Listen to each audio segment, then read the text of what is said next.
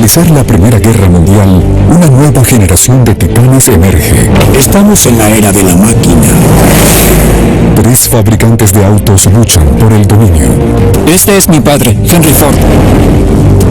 ¡Por Pierre DuPont! El Chrysler 70. Mientras se libra una batalla para derribar a Ford, este y su hijo Axel han puesto sus miras en una nueva industria. Deberíamos entrar en esto. Se enfrentan cara a cara con un joven que se inicia y que desea hacerse un nombre en la aviación, William Boeing. Me emociona hablarles del nuevo avión de Boeing. ¡Dispara! No hay nada como esto. En los rugientes años 20, en pleno apogeo, comienza una guerra de rascacielos cuando Chrysler intenta dominar el paisaje. ¿Y por qué construye el edificio más alto del mundo? Para poder ver a GM hacia abajo. Pero DuPont no será superado y planea un edificio propio. La misma altura que el de Chrysler. Hazlo más alto y lo haré. El edificio Empire State.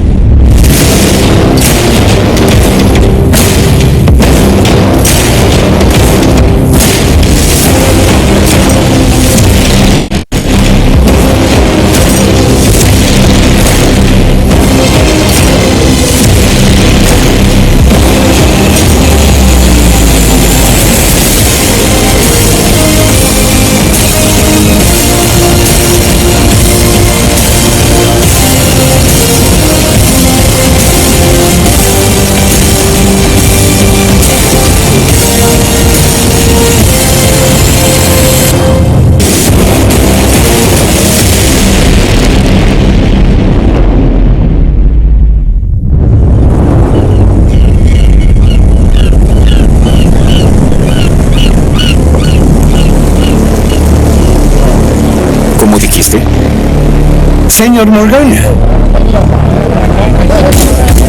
Señor Morgan, ¿cuáles son las mejores inversiones y qué opina de US Steel? Diré solo una cosa. Las acciones de General Motors están muy subvaluadas. Señor Morgan, una pregunta más. Señor Morgan, una pregunta más, escuche. Gracias, caballero. Señor Morgan. Para 1929, Wall Street se ha convertido en la calle más famosa de Estados Unidos. Y J.P. Morgan hijo es su rey. Había un dicho sobre J.P. Morgan hijo y sus socios a finales de los 20. Los llamaban Jesucristo y sus 12 apóstoles. Eso te da una idea de la estatura de J.P. Morgan hijo en Wall Street. Él decía: creo que el futuro de GM luce brillante. Y las acciones de GM subían de precio y luego el mercado de valores. Gracias a Morgan y sus colegas banqueros, el mercado de valores ha aumentado casi 40% en un solo año. Los inversionistas e incluso los estadounidenses comunes tienen la sensación de que no pueden perder. Lo que sucede con los urgentes 20 es que fue una época de apogeo, todos eran optimistas, los mercados subían, era muy fácil para cualquiera obtener un préstamo y usarlo para especular. Y no era solo especulación de inversionistas profesionales, fue la primera vez que el hombre común vio que el mercado de valores subía y decidió que pediría un préstamo para comprar acciones y, por cierto, pensaba lograr una ganancia haciéndolo. Fue un apogeo que nunca habíamos tenido. Creíamos estar en Ciudad Esmeralda. Día a día nos acercamos más que nunca al triunfo final sobre la historia de cualquier país. Una industria en particular obtiene las recompensas de la pujante economía: los automóviles. En 1929 los estadounidenses gastan $500 millones en autos nuevos. La industria automotriz estadounidense posee una economía mayor que todos los países de la Tierra, con la excepción de Alemania, Francia, Gran Bretaña y tal vez la Unión Soviética. 80% del mercado de autos estadounidense está controlado por solo 3 compañías. General Motors de DuPont está en el primer lugar. Ford está en el segundo. Y luego está Chrysler. Bien, señores, demos un vistazo.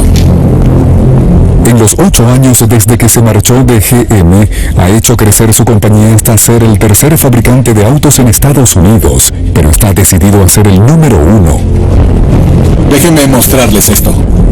Y para hacerlo, llevará las cosas a otro nivel, elevando la competencia a nuevas alturas. Miren aquí, esto se extiende hasta el tercer piso. Quiero que sientas que estás atravesando la puerta hacia una ciudad. Hace poco inició la construcción de una torre que planea será la más alta del mundo. La llama el edificio Chrysler. Eran empresarios de negocios del más alto nivel. Se trata de la dinámica personal y de las relaciones que tienen con sus colegas, sus pares y sus rivales. Y quieren vencerlos. Ya sea el negocio, o que mi casa es más grande, o mi edificio es más grande. Ese es el juego. Y así es como llevas la puntuación. La construcción de rascacielos es una hazaña monumental. Serán necesarias 30.000 toneladas de acero y más de 3 millones de ladrillos. En un edificio de este tamaño, cada detalle importa. Una de las innovaciones clave del edificio Chrysler fueron los elevadores más rápidos del mundo, y el edificio tenía el foso de elevador continuo más largo del mundo para la época. Pero Chrysler no solo quiere que su torre sea la más alta, también debe ser la más hermosa. Todo empresario sabe cuál es su salsa secreta, su mayor destreza. Para Chrysler era la belleza y la precisión. Esto es acero inoxidable en Dosta, es alemán. En cualquier cosa que hiciera, Walter Chrysler iba a ser el mejor. Muy bien. Iba a construir el rascacielos más hermoso, iba a ser el más alto. Todo el mundo hablaría de eso. Y por encima del nivel del suelo, a unos 300 metros de altura en el aire, en el edificio Chrysler mirando hacia la avenida Lexington. Al acercarse a su culminación en el verano de 1929, Chrysler desea asegurarse de que el mundo lo sepa.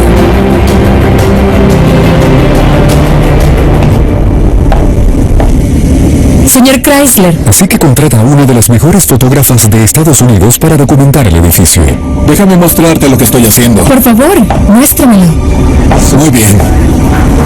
Margaret Bourke White era una fotógrafa fabulosa, conocida por sus fotos de fábricas, arquitectura y de la vida citadina. Y una de las razones por las que resaltaba es que estaba dispuesta a ir a lugares a donde nadie más iba, solo por la toma perfecta.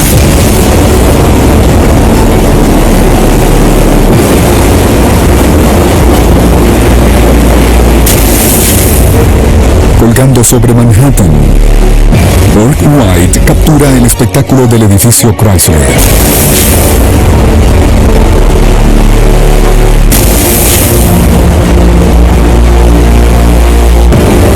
Sus fotos que desafían a la muerte ayudan a convertir a Chrysler y a su edificio en la mayor noticia del año. Pero Chrysler tiene competencia.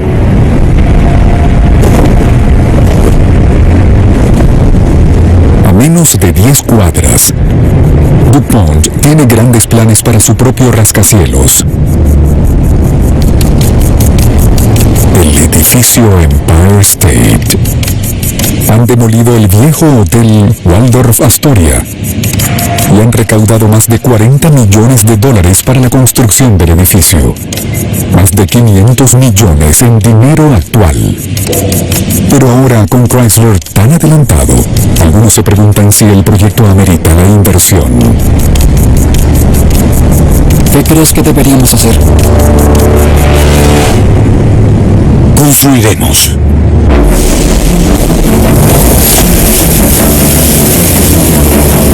A DuPont no le interesa retirarse.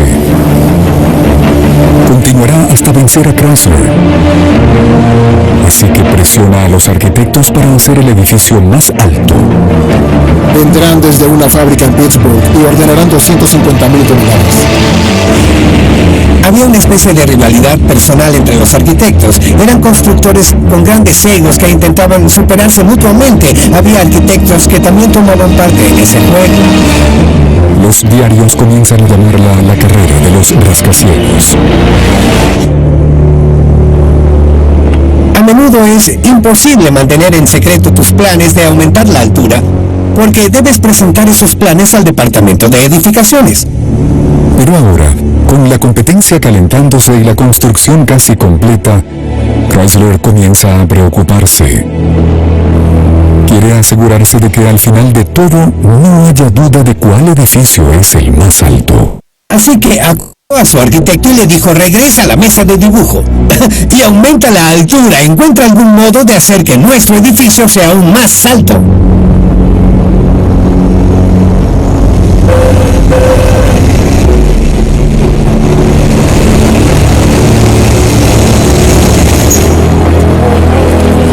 Por meses, el equipo de Chrysler ha estado trabajando en un proyecto secreto. Al día siguiente, Chrysler lo revelará al mundo. ¡Vamos, vamos, vamos! ¡Vamos! ¡Esperen, esperen! Dentro de la corona del edificio, oculta de la vista, el equipo de Chrysler ha construido una enorme espiga de acero.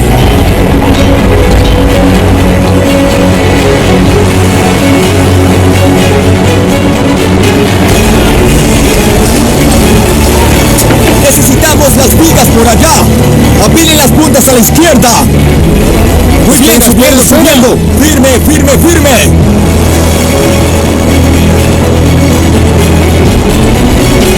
¡Esperen, esperen! Ahora, en la oscuridad de la noche, el equipo eleva la estructura de metal a través del techo del edificio.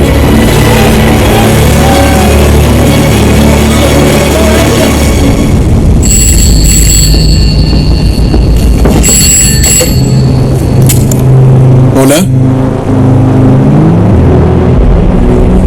Con los primeros rayos del alba, la espiga de acero de Chrysler puede verse perforando el cielo. Durante la noche, Chrysler ha añadido casi 60 metros a su edificio, sobrepasando incluso a la Torre Eiffel. El edificio Chrysler es indiscutiblemente la estructura más alta jamás creada por los humanos. Oiga, muy bien. Bien, buen trabajo. Chrysler estaba más que dispuesto a gastar una suma importante para lograr que su edificio expresara esa visión arquitectónica moderna del mundo y de esa manera reflejar también su poder y su éxito. Es un momento enorme para el Titán. Es el edificio de moda, es el jazz como edificio. Es toda la audacia y toda la grandilocuencia de los años 20, capturados en concreto y acero. Mírenlo. Eso es historia, justo allí. Era tan sexy, tan innovador, tan fresco y tan impactante que si mi edificio luce así, bien, ciertamente los autos tienen que ser algo muy especial. Así que era el mayor cartel jamás construido para una marca.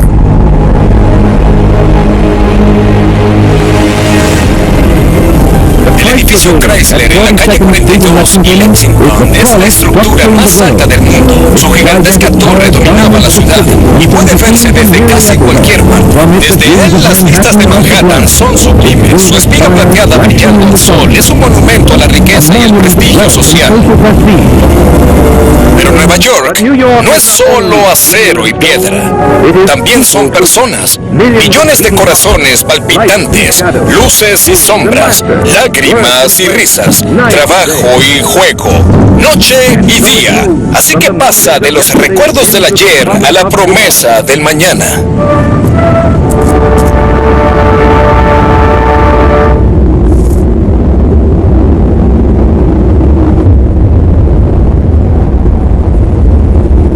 Menos de 24 horas después de que Walter Chrysler coronase su edificio, el mercado de valores de Estados Unidos entra en picada.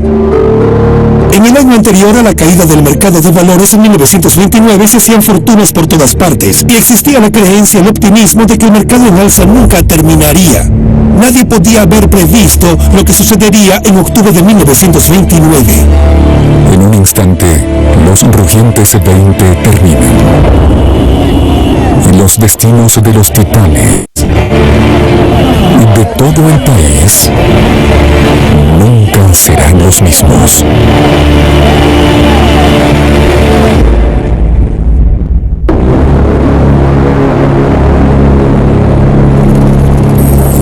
¿Cuál es la posición de Standard Oil? Standard Oil bajó 14% y continúa. US Steel bajó 200. ¿Vendemos todas las acciones? Conserva la posición en Standard Oil. En solo 3 días, el mercado de valores pierde casi la mitad de su valor.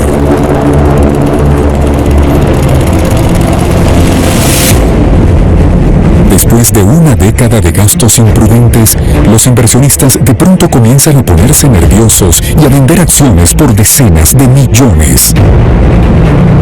Es la mayor venta en la historia. Los inversionistas saben cómo se siente y saben lo que significa. Comienza a alimentarse a sí mismo y el impulso aumenta muy rápidamente. Así que cuando el mercado comenzó a vender en 1929, fue una bola de nieve. Si eras un corredor de bolsa viendo la pizarra en 1929 y veías los números bajar minuto a minuto a minuto, tu corazón se habría detenido. Creo que hubo personas que ni siquiera podían entender lo que estaban viendo.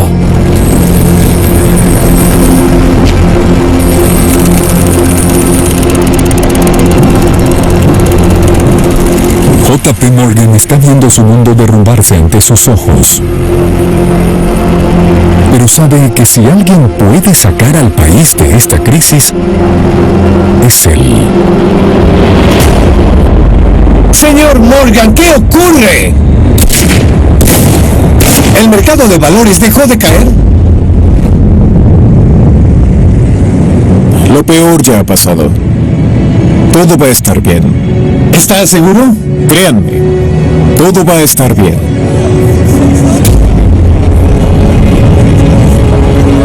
JP Morgan dijo, todo está bien, y todos volvieron a comprar.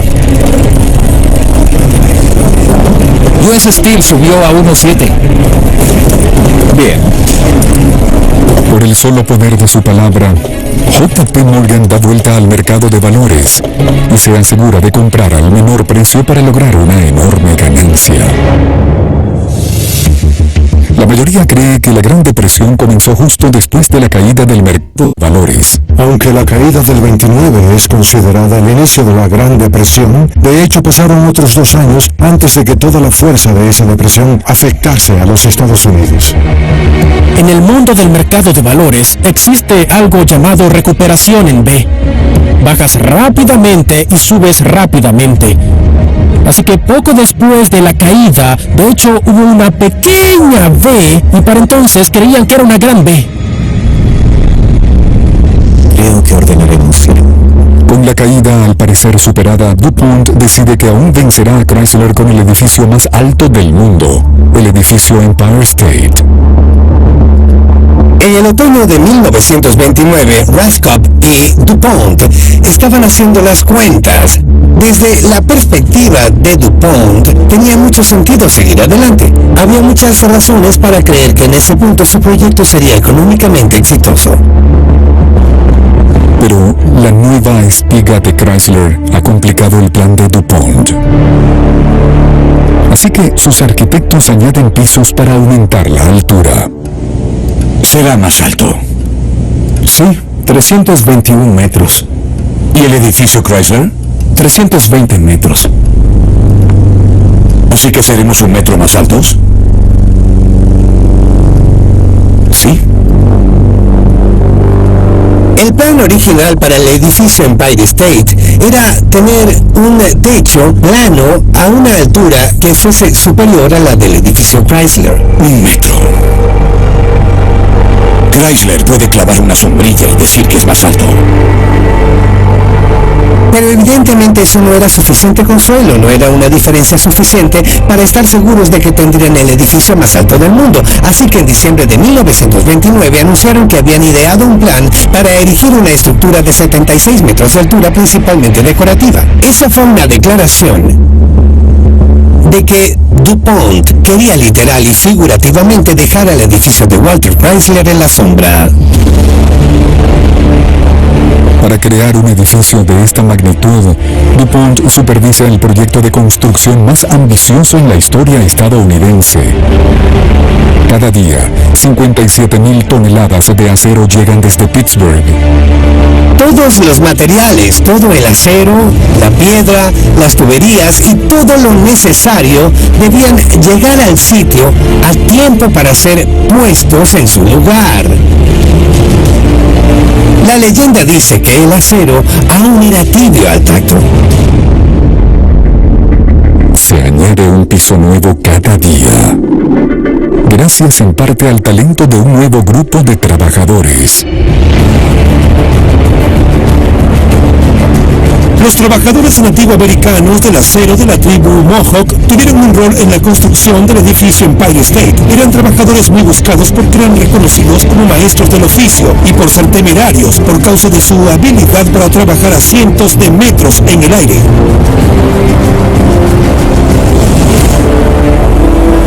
El edificio Empire State es un verdadero coloso, 3 veces más ancho que el edificio Chrysler, y el primer edificio del mundo en tener más de 100 pisos.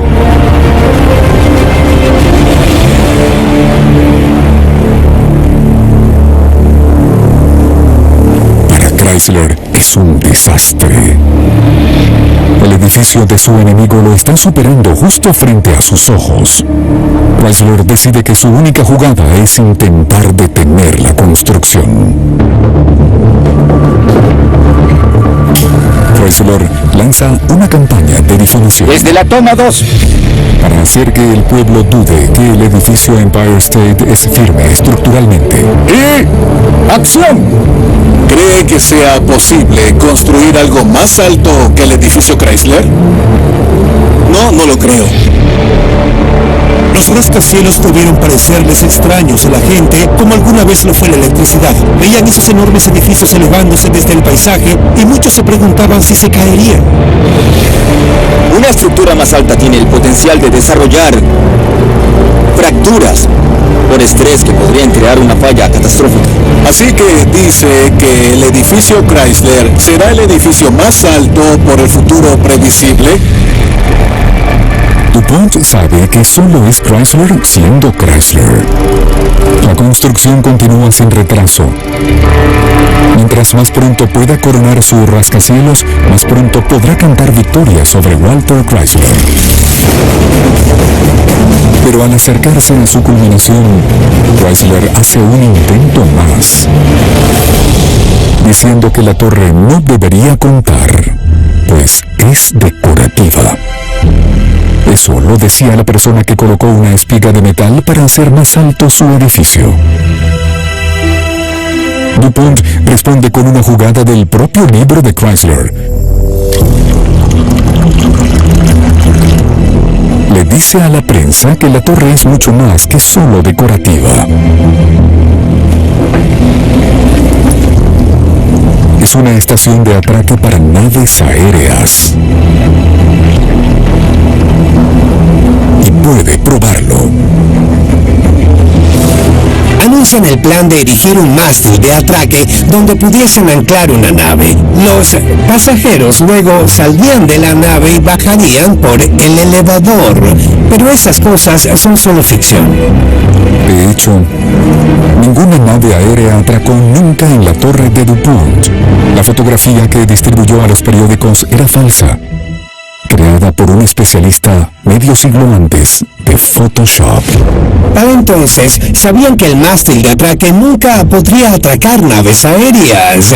La verdad es que cuando estás a 381 metros en el aire, la fuerza del viento es realmente increíble. No existía ningún capitán que estuviese dispuesto a atracar en el tope del edificio Empire State. El mástil de atraque, si acaso, era como un signo de exclamación, un modo de decir, esta carrera terminó. Es imposible que puedan vencernos ahora.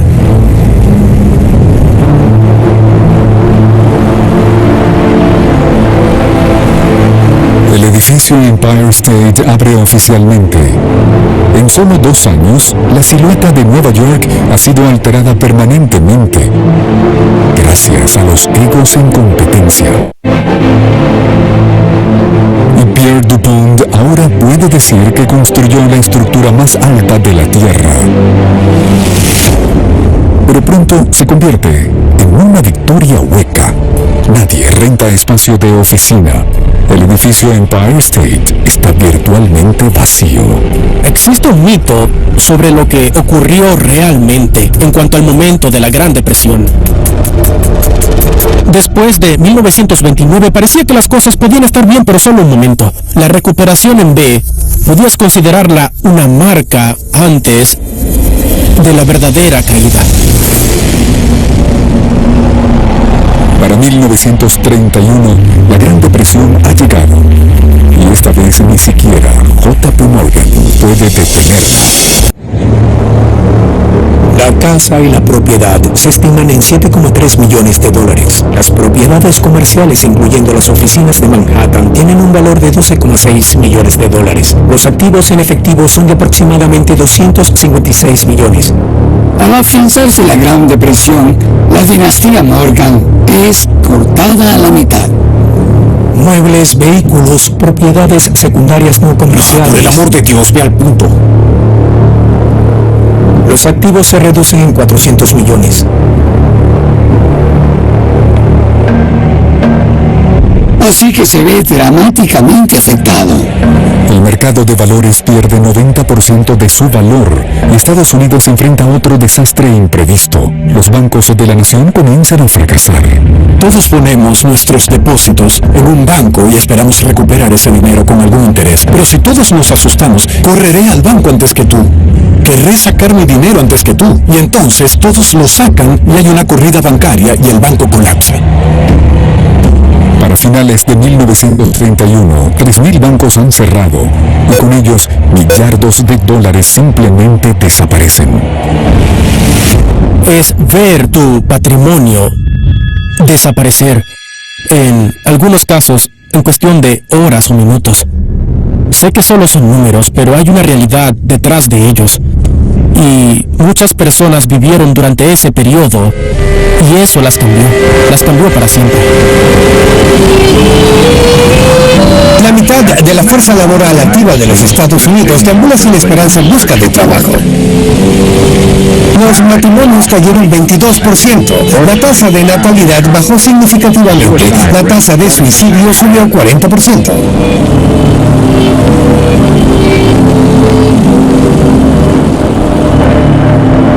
Para comienzos de 1932, la economía más fuerte del mundo se ha detenido. Se convirtió en la recesión económica más profunda y duradera, no solo en la historia de Estados Unidos, fue un fenómeno global con un impacto devastador. El gasto cae en todas partes.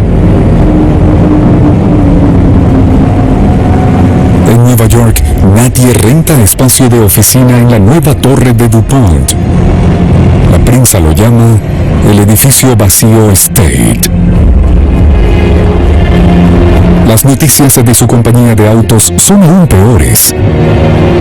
Las ventas de GM han caído en 2/3. Y a Walter Chrysler le va igual de mal. La realidad es que si lo perdiste todo y ni siquiera puedes pagar tu comida, lo último en lo que piensas es en comprar un automóvil nuevo.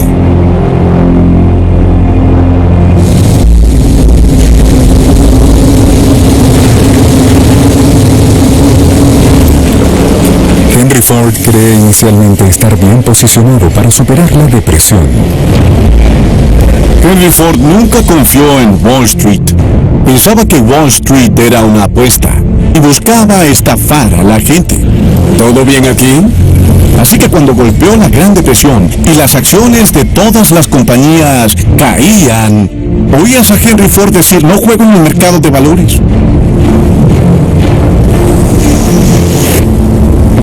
Pero en poco tiempo, la depresión lo alcanza también. Ford no ha visto ventas de autos tan bajas desde antes de la Primera Guerra Mundial.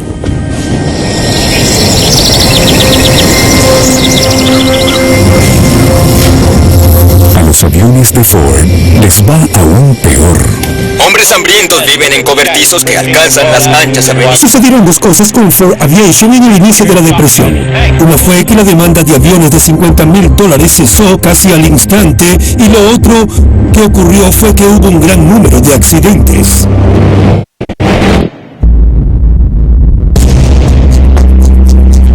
En el lapso de un solo año, hubo 4 accidentes importantes de trimotores Ford que mataron a más de 40 personas. En varios casos, todos a bordo del avión murieron.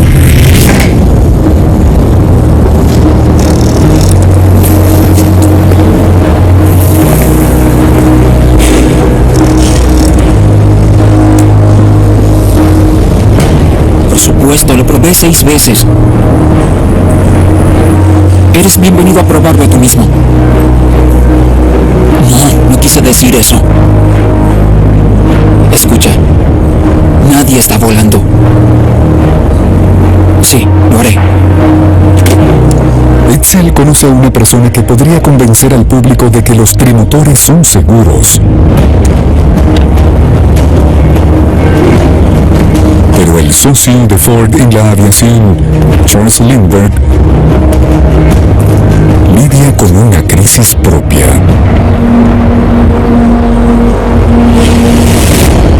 En 1932, el hijo de 20 meses de edad de Lindbergh es secuestrado. Todo lo de Charles Lindbergh era una gran historia. El nacimiento de su bebé fue una gran historia, y cuando el niño fue secuestrado, fue la mayor historia en Estados Unidos. Y entonces, su hijo es hallado muerto. ¡Es él! La prensa se rehúsa a dejarlo en paz. Lindbergh está devastado.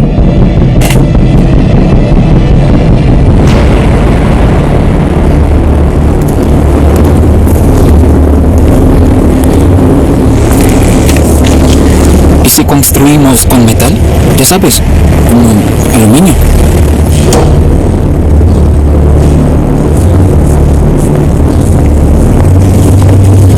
Papá, no te esperaba. ¿Todo está bien? Hay que reducir las pérdidas. ¿De qué estás hablando? Cerraré Ford Aviation. Pero tenemos órdenes. Podría ser enorme. Edsel. Se acabó. ¿Puedo confiar en que harás esto? Claro, papá. Lo que quieras. Bien.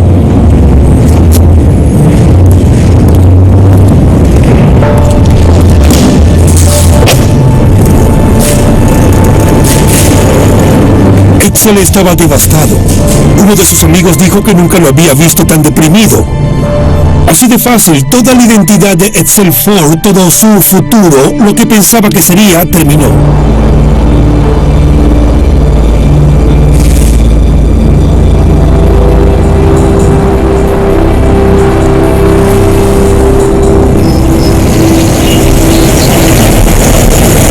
Pero mientras la mayoría de los titanes lucha por sobrevivir a la Gran Depresión, uno de ellos prospera: William Boeing. A pesar de que existía una depresión para el resto de los Estados Unidos, aún había contratos lucrativos del correo aéreo del gobierno. Así que era una época muy buena, en especial para Boeing, a principios de los 30. Puede que los estadounidenses no estén comprando autos o viajando, pero envían más cartas que nunca. Y los aviones de Boeing las mueven.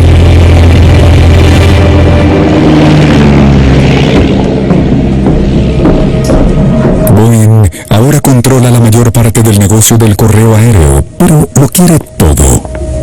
Señor presidente. Ha ido a Washington para presentar su caso al presidente Herbert Hoover. Usted y yo sabemos que no hay negligencia. ¿Honestamente cree que no lo están desangrando? Sigo las reglas, pero esos sujetos lo colocan sobre carbones. Señor Boeing, señor presidente.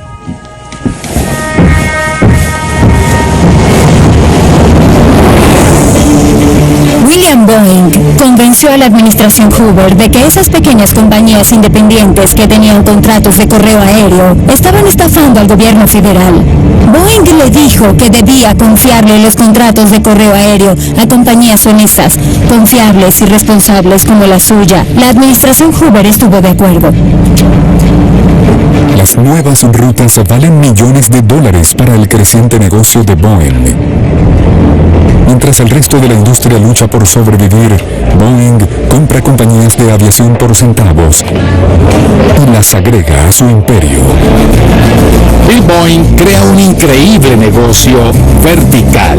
Aviones, motores, hélices. Tenía una escuela para entrenar pilotos y mecánicos e incluso construyó su propio aeropuerto, todo bajo una sola corporación. Después de adquirir compañías pequeñas por todo el país, las unió para formar la aerolínea más grande que hubiese visto el mundo. Y la llama United.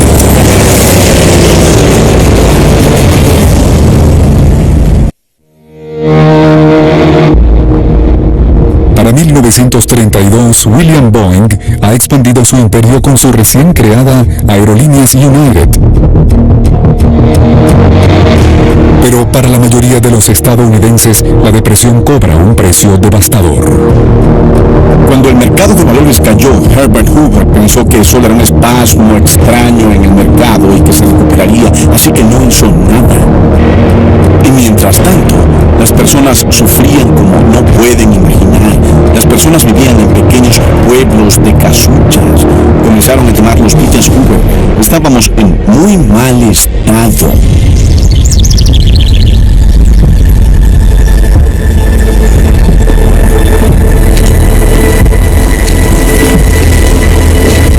Las cosas fueron de mal en peor tan rápido que los negocios estadounidenses estaban en grave peligro. Necesitaban consumidores, necesitaban una divisa sólida, un sistema bancario firme, una economía que viene del macro si realmente deseaban continuar siendo rentables. DuPont ha cerrado fábricas de GM y ha despedido a trabajadores, y aún así pierde millones.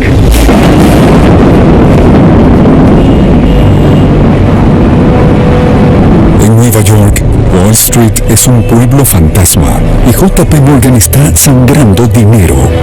Para 1932, mientras la depresión se profundiza y millones de estadounidenses más quedan sin empleo, la brutalidad de la Gran Depresión se hace más obvia. JP Morgan hijo y su dinastía comienzan a dudar de Hoover.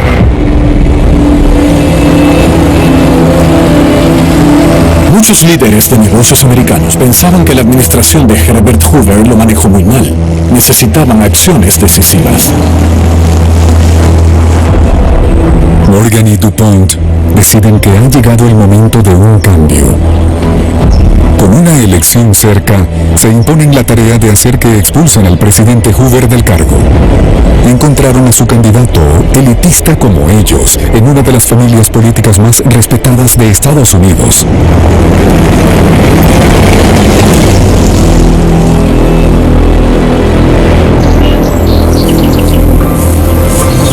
Gobernador Franklin Delano Roosevelt. Señor Morgan, le presento a Pierre DuPont. Gusto en conocerle, señor. El gusto es mío.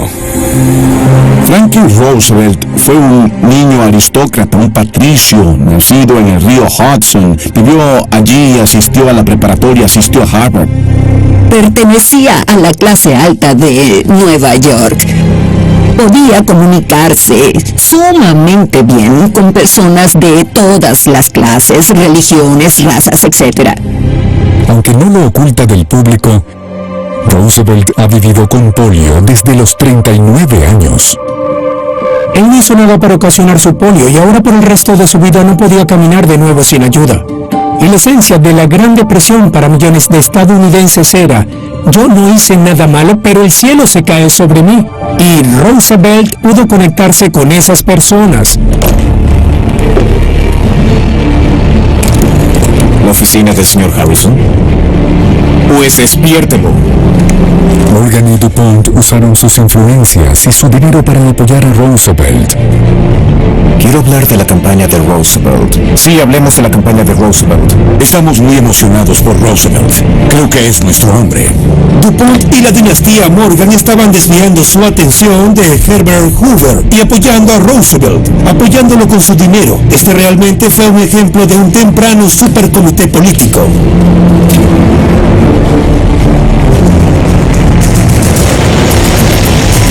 Durante la campaña, Roosevelt es recibido por enormes multitudes, culpa a Hoover por la miseria de la nación y se posiciona como el candidato del cambio, prometiendo a los desesperados estadounidenses un nuevo trato. Franklin Roosevelt era muy ambiguo sobre cuál sería ese nuevo trato. Simplemente prometió que el gobierno sería más activo y más útil.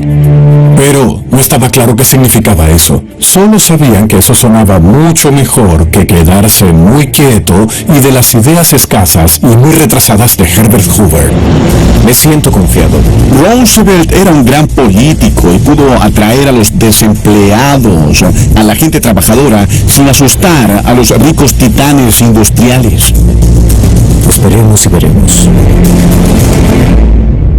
Roosevelt gana la elección por avalancha. Su discurso inaugural trae esperanza a millones. En primer lugar, déjenme asegurar mi firme creencia en que lo único a lo que debemos temer es al propio temor.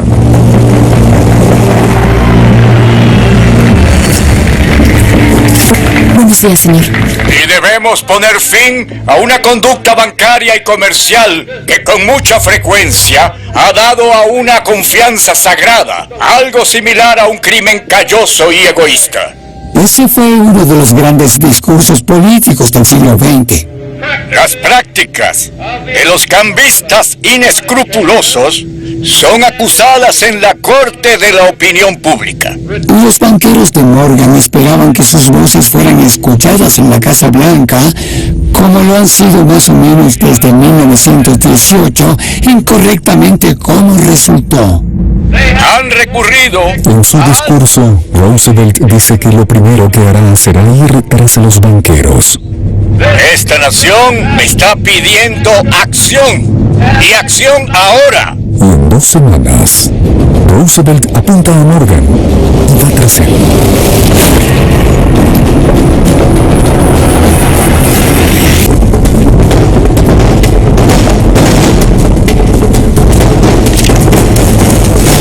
¿Qué demonios es esto?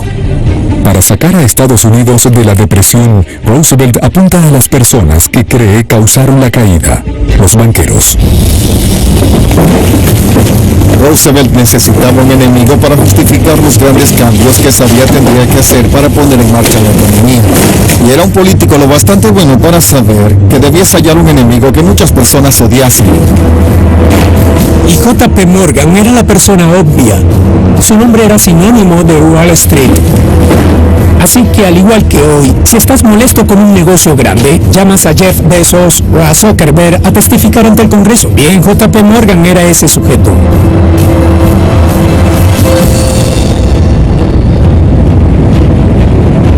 Ahora, Roosevelt pretende crear un espectáculo público para asegurarse de que J.P. Morgan se convierta en el rostro de la caída del mercado bursátil. Roosevelt acude a un duro abogado de Nueva York, Ferdinand Pecora, para que llame a Morgan ante el Congreso.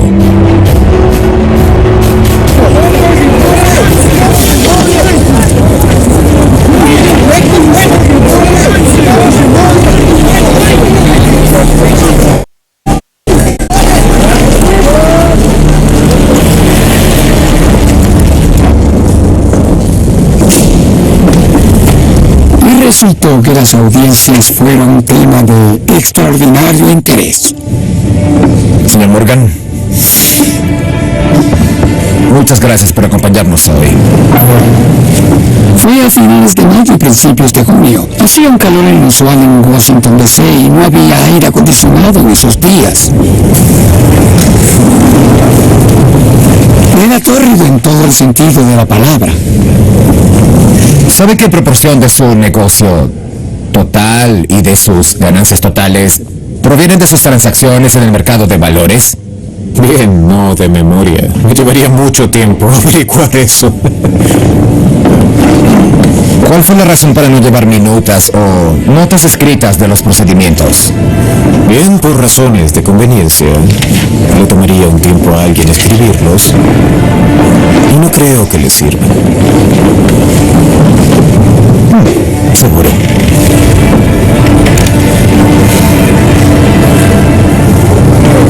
¿Manipuló usted el mercado de valores para su provecho?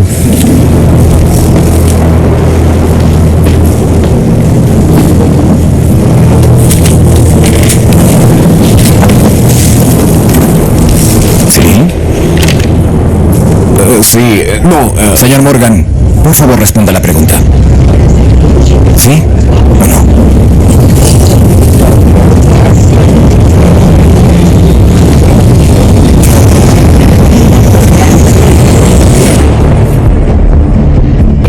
Las audiencias logran exactamente lo que Roosevelt deseaba. Millones de estadounidenses ahora creen que JP Morgan y sus élites de Wall Street llevaron a la nación a la ruina.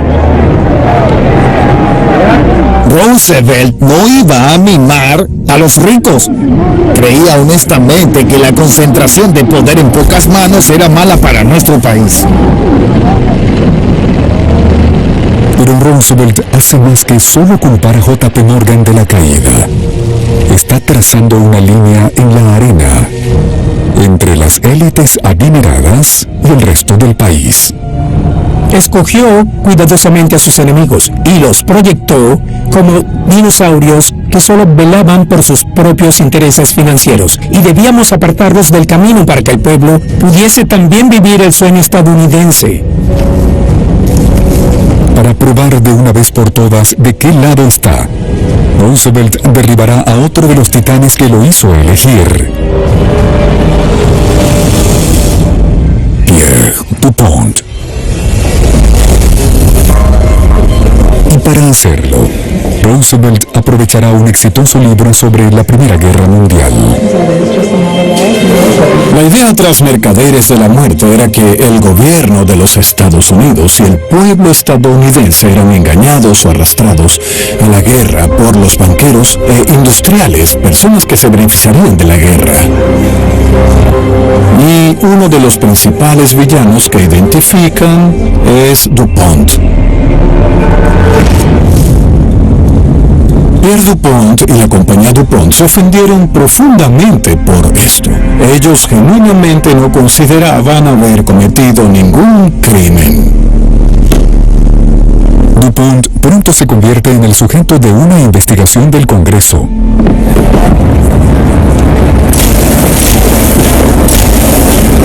Le cobró al gobierno $100 millones para construir sus plantas de pólvora sin humo y otros 200 millones por gas operativos. La compañía DuPont obtuvo una ganancia de casi $50 millones, mientras miles de soldados eran enviados a morir.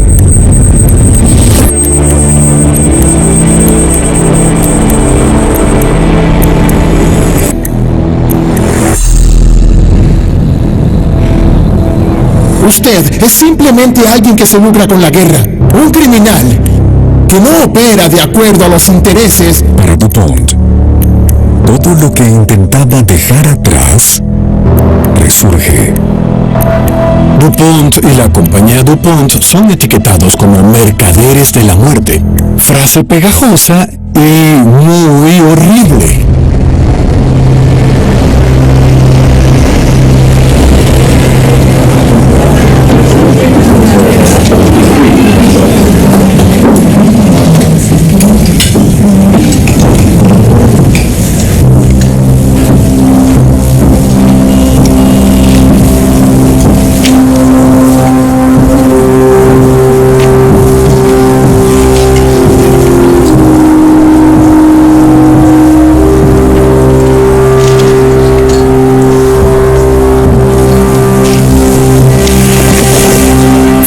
Roosevelt era un político muy talentoso y vio esto como una verdadera oportunidad de atraer a los votantes estadounidenses.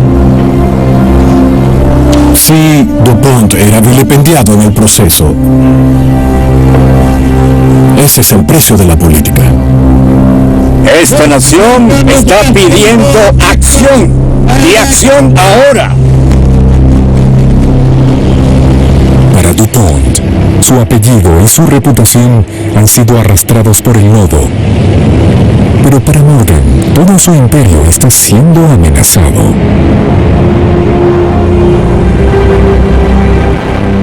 El Congreso aprueba una ley que establece reglas nuevas sobre cómo puede operar Morgan.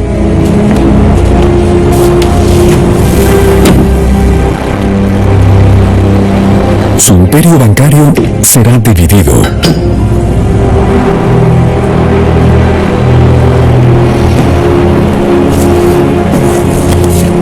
Eran esos titanes, acostumbrados a tomar todas las decisiones, acostumbrados a que todo se hiciera a su modo. No les gustaba la interferencia del gobierno. Incapaz de hacer negocios como lo desea en Estados Unidos, Morgan se concentra en un área que Roosevelt no puede tocar: el extranjero. J.P. Morgan prestó millones de dólares a varios países para financiar todo tipo de regímenes. Estaba financiando al Imperio Británico, financiaba a la República Francesa y financiaba a Japón y a Alemania también. Alemania obtendrá $200 millones en préstamos de banco estadounidense. Pero Alemania ahora tiene un nuevo líder: Adolfo Hitler. Prestarles dinero es una decisión que Morgan llegará a lamentar.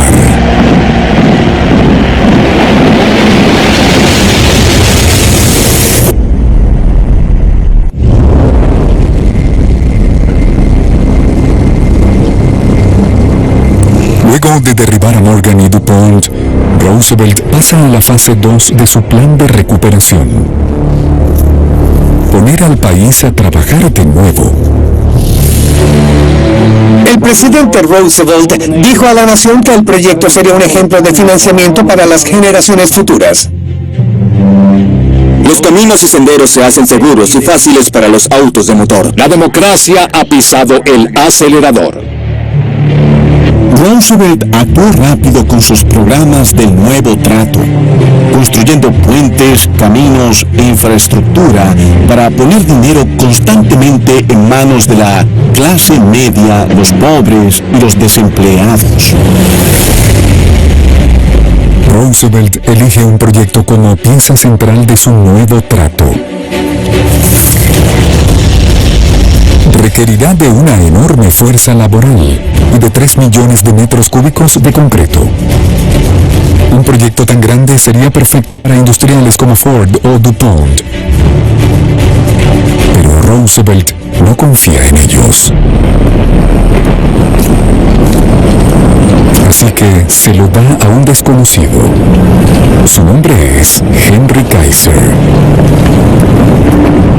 Henry Kaiser comenzó en el fondo de la industria de la construcción. Era hijo de inmigrantes. Sus orígenes eran humildes. No asistió a universidades exclusivas. Pero algo que aprendió temprano fue que siempre estaba dispuesto a trabajar más duro y más tiempo que todos los demás. Debo saber si podemos colocar esos cimientos este mes. Un día tendrá a tantas personas trabajando para él que fundará una compañía de salud para sus trabajadores, Kaiser Permanente. Todo esto de aquí, todo esto tendrá que salir. Pero por ahora es un don nadie.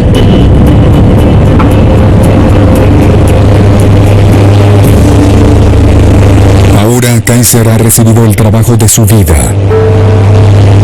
En el oeste, en el ardiente y árido desierto, el proyecto de Kaiser ya está en marcha.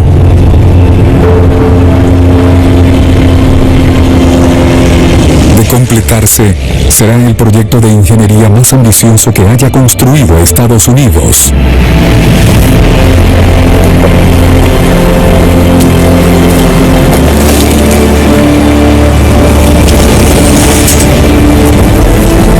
La represa Hoover.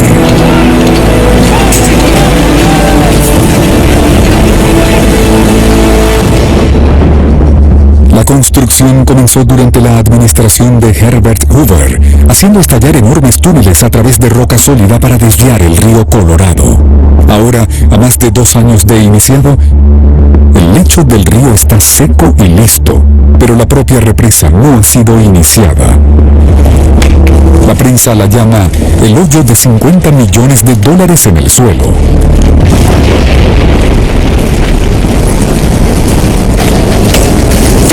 Era un ambiente inimaginablemente hostil. Un desierto caliente de...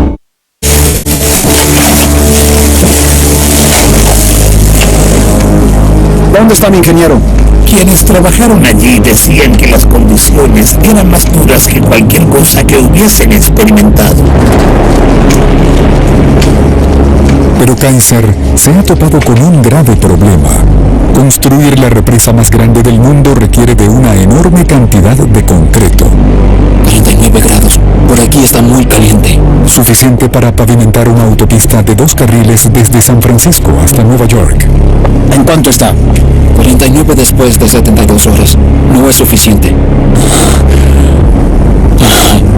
¿Qué cree que debamos hacer? Necesito que monitorees esto de cerca y me avises tan pronto cambie algo. Tenemos que bajar la temperatura. Verter tanto concreto puede generar un resultado muy peligroso.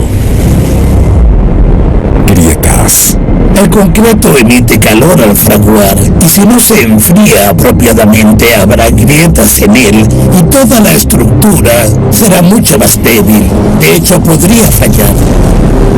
Estaban usando tanto concreto en la represa Hoover que los expertos estimaban que tomaría más de un siglo para enfriarse.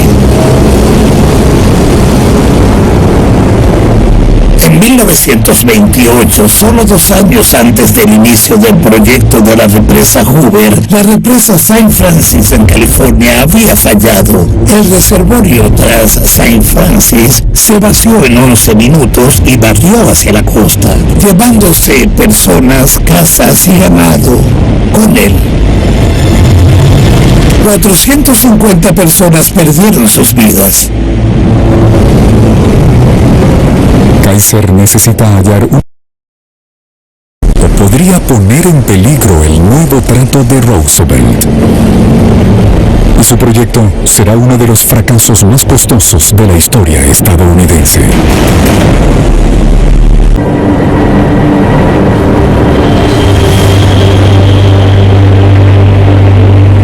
En el desierto de Nevada, el mayor y más importante proyecto del New Deal, Nuevo Trato de Roosevelt, está en marcha.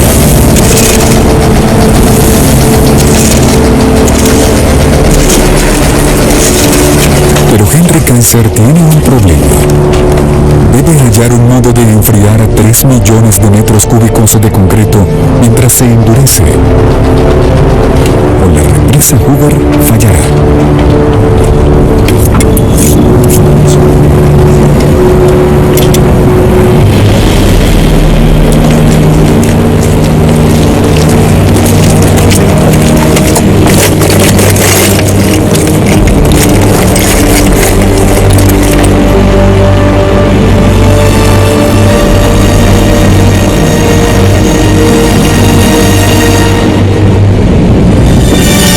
Henry Kaiser solía decir, haz el trabajo sin importar lo que haga falta. Y un buen ejemplo de eso es el reto que tuvieron al tener que hallar un modo de enfriar el concreto usado en la construcción de la represa Hoover. Él y su equipo descubrieron que podían hacerlo enfriándolo desde el interior.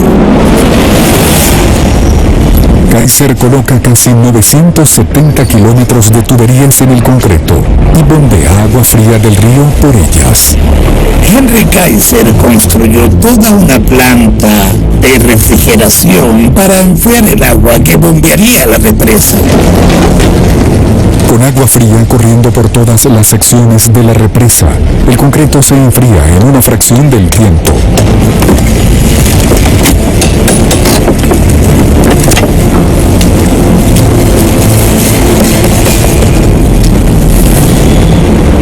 Creo que uno de los componentes críticos del éxito en los negocios es ser decisivo.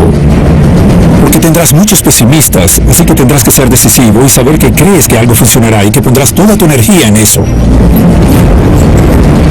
Más de 20.000 personas trabajarán en la represa Hoover, pero eso es solo la punta del iceberg. Por todo Estados Unidos, los programas del nuevo trato de Roosevelt están creando millones de empleos bien pagados. Y por primera vez en años, la gente comienza a sentir optimismo por el futuro. El dinero circula en manos de la gente y se asume que esto de hecho podría estimular la economía.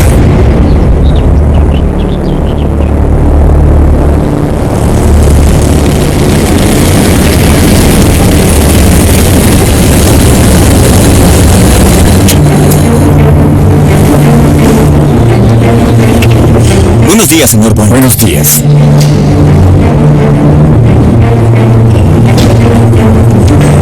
Damas y caballeros, gracias por venir.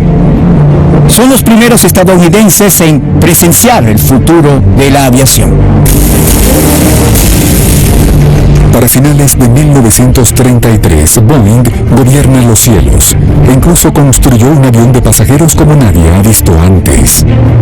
El Boeing 247 es más rápido que cualquier otro avión civil, con una velocidad máxima de más de 320 kilómetros por hora. Puedes desayunar en Nueva York y estar en Los Ángeles a tiempo para ver el ocaso. El Boeing 247 fue un avance enorme en la aviación, tanto en diseño como en tecnología de aviación. Es un diseño aerodinámico de una sola ala, todo de metal Art Deco, parece un avión moderno. Boeing apuesta a que pronto el público estará volando de nuevo. Está cambiando por completo toda la experiencia de vuelo. La aerolínea de Bill Boeing contrató a 8 enfermeras para atender a los pasajeros, calmar sus temores y cuidarlos si enfermaban durante el vuelo. Fueron las primeras sobrecargos. Sonrían para la cámara. Con su nuevo avión y un creciente control de los cielos, ¿quién podría detenerlo ahora?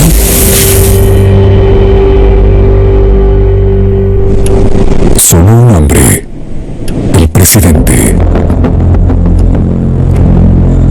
Este cree que el gobierno debería controlar el correo, no Boeing. Un escándalo le da a Roosevelt su oportunidad. Señor Boeing, señor presidente. El escándalo del correo aéreo fue un desastre para William Boeing. Realmente le quitó el brillo a la reputación de su compañía, porque los periódicos de todo el país publicaban historias de primera página sobre corrupción y sobornos. Y de pronto, todo el imperio de aviación de William Boeing estaba bajo el escrutinio público.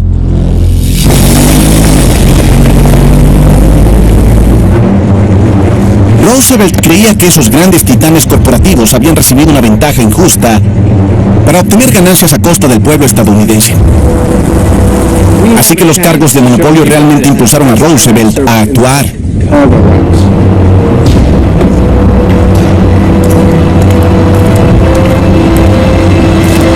¿William Boeing? Sí. ¿Qué es esto?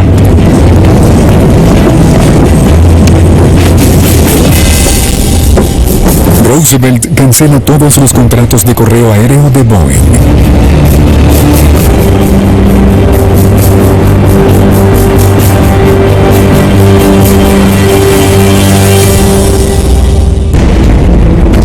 Luego del escándalo, Roosevelt cancela todos los contratos de correo aéreo de William Boeing. Para él es una catástrofe.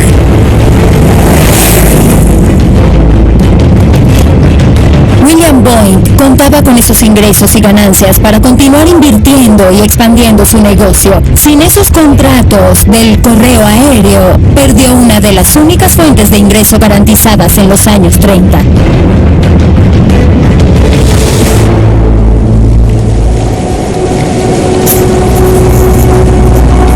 Roosevelt cree que, igual que la represa Hoover, el correo aéreo está mejor en las manos confiables del gobierno.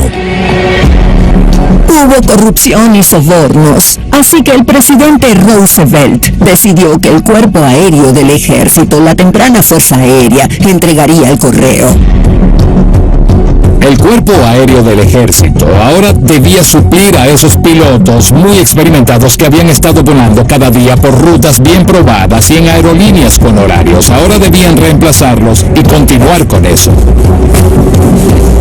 El ejército descubre de inmediato cuán mal preparado está para la tarea. Sus aviones son sobrantes de la Primera Guerra Mundial y la mayoría de los pilotos no tienen experiencia. No tenían los aviones, no tenían la infraestructura para volar día y noche, las 24 horas, en cualquier tipo de clima.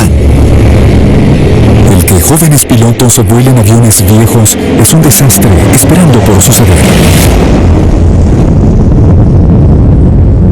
En un lapso de 6 semanas, hubo más de 60 accidentes, matando a muchos pilotos jóvenes del correo aéreo. Fue una pesadilla de relaciones públicas para Roosevelt.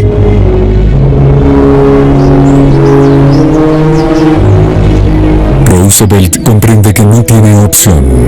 Revierte su decisión y entrega el negocio del correo aéreo a la industria privada. Fue una gran humillación para Roosevelt. Acababa de ser elegido un año antes y estaba por las nubes. Era muy popular por su causa del nuevo trato, y esta fue su primera derrota política real. Pero cuando Roosevelt devuelve el correo aéreo, hay una condición enorme. El gobierno ya no permitirá que compañías construyan aviones y los vuelen. El imperio de Boeing es desmembrado, pero el presidente no se detiene allí. Como castigo por crear un monopolio, Roosevelt le prohíbe de por vida específicamente a William Boeing llevar el correo aéreo de nuevo.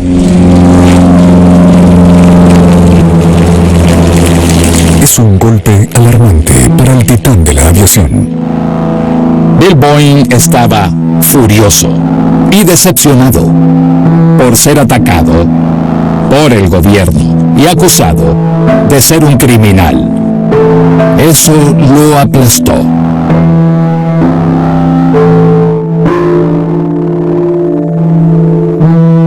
Fue más de lo que podía aceptar. En solo 2 décadas, William Boeing convirtió un pequeño negocio de fabricación de aviones en el mayor imperio de aviación del mundo, derribando a gigantes industriales en el camino. Ahora, aunque la compañía que lleva su nombre se reestructurará y seguirá en pie, William Boeing se ve forzado al retiro. Roosevelt ha derribado a otro titán.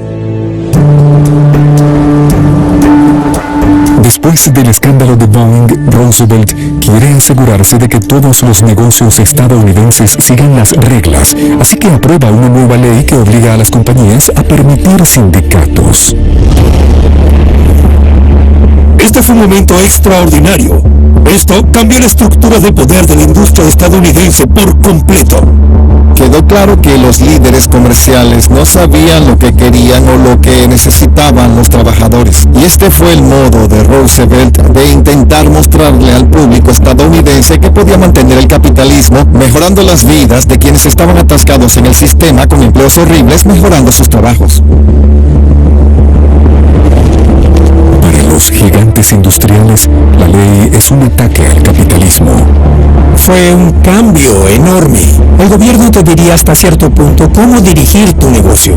Las personas se hacen empresarias porque no les gusta que otros les digan qué hacer. Y ahora el gobierno intenta decirles qué hacer y no les gustó. Nadie la odia más que Henry Ford. Sí. No, acabo de oírlo. Dios mío, esto es exactamente lo que intentaba evitar. No, hablaré con él yo mismo. Lo que básicamente decía Roosevelt era, sí, tienen un poder enorme, pero ese poder debe ser balanceado. El antiguo Henry Ford de la era del modelo T era visto como el mayor amante de la gente por sus $5 diarios para los trabajadores, pero no creía en el movimiento sindical. Así que si eras un activista sindical trabajando en la instalación de Henry Ford, no conservarías tu empleo mucho tiempo.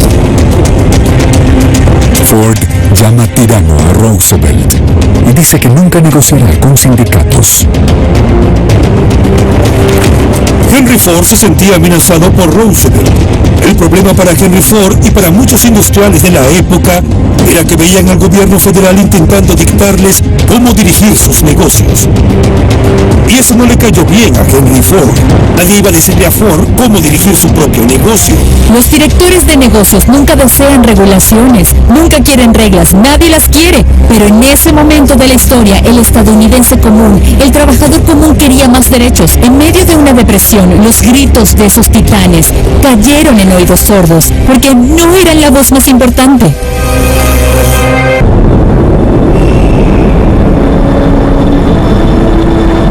Para 1935, Franklin Roosevelt es tan popular como siempre. Y en el oeste, el presidente celebra una importante victoria para su New Deal, Nuevo Trato, la inauguración de la represa Hoover. Elevándose 221 metros sobre el lecho de roca del río, bordeando la geografía de toda una región. Estamos aquí para celebrar la culminación de la mayor represa del mundo. La represa Hoover cambió a Estados Unidos y llevó electricidad a miles y miles de familias estadounidenses y dio empleo a decenas de personas, no solo en la construcción de la represa, sino luego en su manejo. La represa Hoover fue de algún modo el proyecto perfecto del Nuevo Trato. Llevó luz a las personas, le dio esperanza a la gente y también trajo confianza. Podíamos hacer cosas nuevas, podíamos lograr cosas de nuevo, podíamos superar el temor. Notablemente ausente de la inauguración de la represa está el hombre que la construyó, Henry Kaiser. Roosevelt ya lo ha enviado a proyectos como el puente de Oakland Bay y la represa Grand Coulee, dos trabajos con un valor de $250 millones. Es una enorme inversión en Estados Unidos, que Roosevelt paga elevando significativamente los impuestos a los titanes más adinerados del país.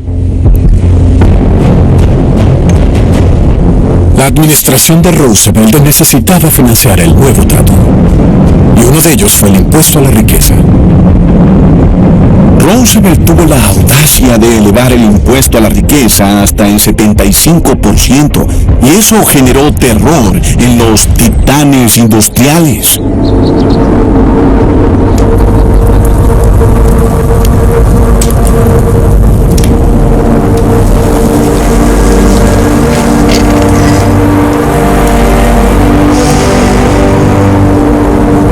Morgan estaba tan furioso con Roosevelt que se volvió personal y no podía soportar leer o oír nada sobre él.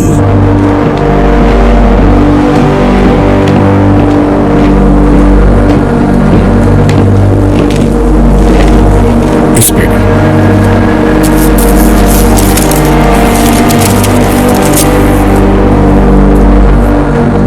De hecho, una historia dice que a los sirvientes de Morgan les ordenaron cortar toda referencia a Roosevelt en el periódico.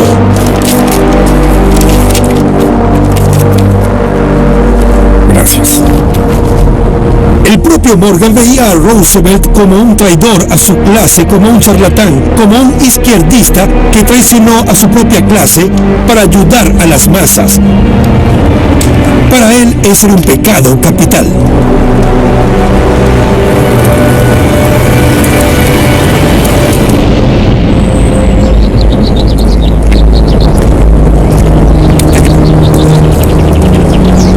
Para DuPont, cuya reputación ya había sido destruida por Roosevelt. El impuesto a la riqueza es la gota final. Convoca a otros titanes de la industria para hacer algo al respecto. Caballeros, hemos sido despreciados por todos los males de la nación. Nos hemos vuelto parias. Y todo por causa de este presidente. Así que todos sabemos lo que debemos hacer. Todos esos sujetos odiaban a Roosevelt. Le subió los impuestos 75%. Era un fanático de los sindicatos y decía abiertamente cuánto odiaba a los bancos. Pensaban que era socialista. Juntos forman la Liga Americana de la Libertad. Es una jugada audaz con una misión clara: evitar que Roosevelt sea reelegido. Muchos líderes industriales, incluso competidores de la industria automotriz, se unieron en la Liga de la Libertad porque compartían una preocupación sobre el modo en que Roosevelt usaba su poder para limitar lo que ellos querían hacer. Nada une a los competidores más que un enemigo común. Apoyan a un candidato para que enfrente a Roosevelt, Alf Landon. Saben que, de ser elegido, Landon hará lo que quieren, así que financian su campaña. Bebamos. Con DuPont aportando casi un tercio. En la noche de la elección, esperan que haya sido suficiente. Este estadio de béisbol es un buen lugar para hablar de las puntuaciones.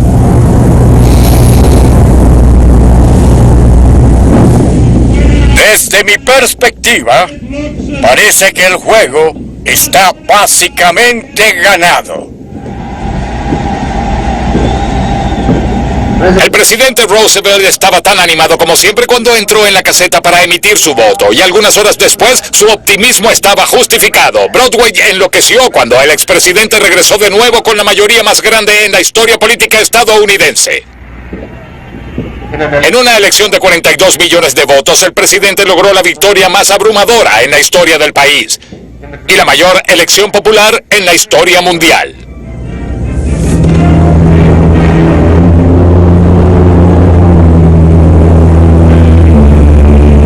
Roosevelt ha sido reelecto presidente por una avalancha.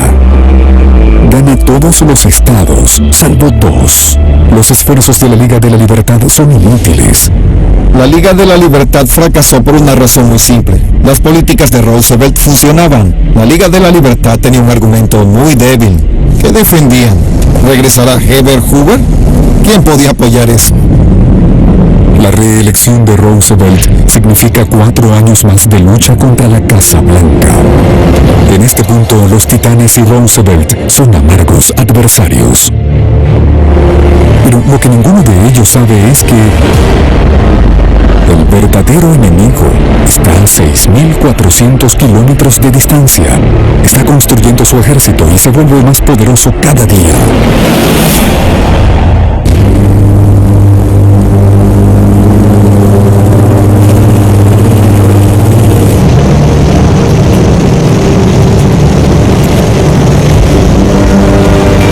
Desde la pérdida devastadora de su hijo, Charles Lindbergh ha estado oculto. Pero ahora regresa al asiento del piloto, probando un nuevo avión. Para Hitler.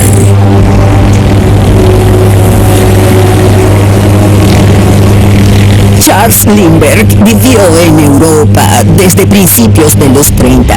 Lindbergh se había hartado de la prensa después de que su hijo fuese raptado y asesinado. Hitler ha pasado los últimos 5 años construyendo una enorme milicia. Su Fuerza Aérea, Luftwaffe, es la joya de la corona y desea que el mundo lo sepa. Mientras vivía en Europa, Lindbergh fue invitado a ir a Alemania por Hermann Göring, el jefe de la Luftwaffe. Lindbergh es el primer estadounidense en ver la maquinaria bélica alemana de cerca.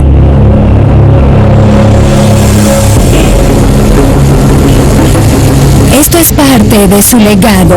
Charles Lindbergh pasó de ser un héroe estadounidense a ser amigo de los nazis. Para Hitler, el héroe estadounidense es el peón perfecto para entregar el mensaje de Alemania. Hitler espera que Lindbergh quede increíblemente impresionado con el progreso que han logrado los alemanes en cuanto a producción de aviones y demostró tener razón.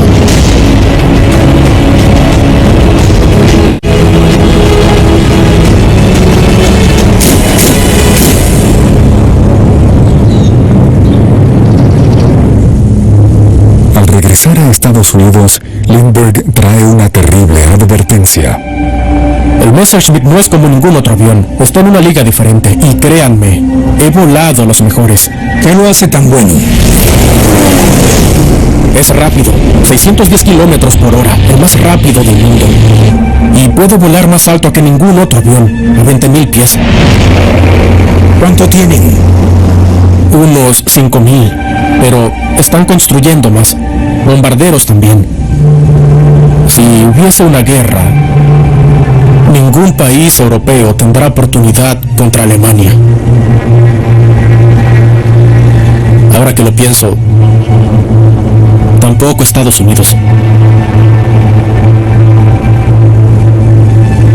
Lindbergh quedó increíblemente impresionado con los nuevos bombarderos y aviones caza que había desarrollado Alemania. Hizo exactamente lo que Hitler quería que hiciera. Básicamente le dijo al resto del mundo que pensaba que Alemania era invencible.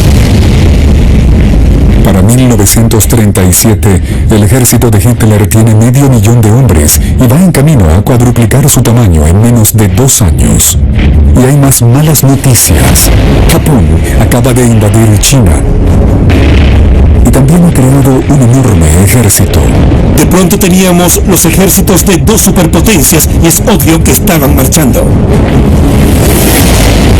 En Tokio hay un amplio regocijo. Ahora, dicen los generales japoneses, es nuestro turno. Japón marcha en China contra... Roosevelt comprende que la guerra es inevitable. Al ver a Japón ir a la guerra contra China, Roosevelt pensó, bien, este es un problema. Estados Unidos, sufriría si los japoneses lograban controlar el este de Asia. Mientras Alemania se rearmaba para la guerra, él vio que los Estados Unidos inevitablemente estarían involucrados y serían llevados a una guerra en Europa. Pero hay un enorme problema. Durante la Depresión, Roosevelt se ha concentrado en reconstruir la economía e infraestructura de Estados Unidos y no ha invertido casi nada en su propia milicia. La situación de Estados Unidos en cuanto a su preparación para librar una guerra moderna era abismal. Tal vez teníamos la 18ª mayor milicia del mundo. Holanda tenía una milicia mayor que la nuestra. Hungría tenía una milicia mejor que la nuestra. Roosevelt sabe que debe mejorar rápidamente la milicia estadounidense. Tanques, barcos, aviones y municiones. A una escala industrial nunca antes intentada en la historia estadounidense. Estados Unidos necesitaría construir cientos de fábricas y contratar millones de trabajadores. Y realmente hay pocas personas en el país equipadas en ese momento para hacerlo. Titanes como Ford, DuPont, Morgan, Chrysler y Boeing. Creo que es irónico que Roosevelt tuviese que acudir a algunas personas que despreció, pero así es como funciona el capitalismo estadounidense. Y ahora, Roosevelt necesita a esos titanes, las mismas personas que condenó, para que ayuden a salvar el mundo.